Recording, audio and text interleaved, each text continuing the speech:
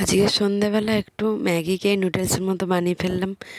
ছেলে মেয়েদের বায়না যে একটু ম্যাগিকে রোজই তো সেদ্ধ করে মশলা দিয়ে খেয়ে নিই, তো আজকে একটু অন্যরকম বানাও না।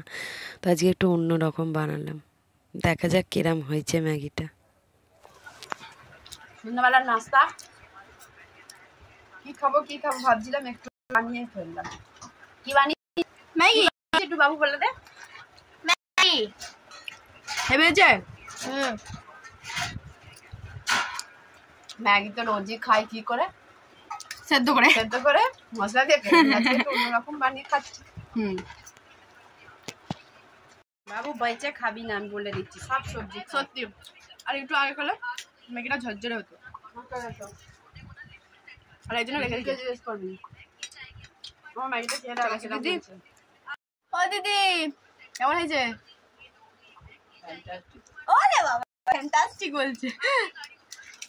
নিয়ে যে ঘরটা একটু আগে না বলে ম্যাগিটা হেভি লাগে, মানে ম্যাগিটা ভালো লাগে। এরকম করে ম্যাগি করে করে খেতাম।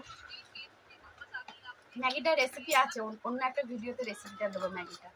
তো অন্যরকম ম্যাগি করে খাচ্ছি, অনেকেই জানে, আমাদের একটু আগে ইচ্ছে হলো খেতে।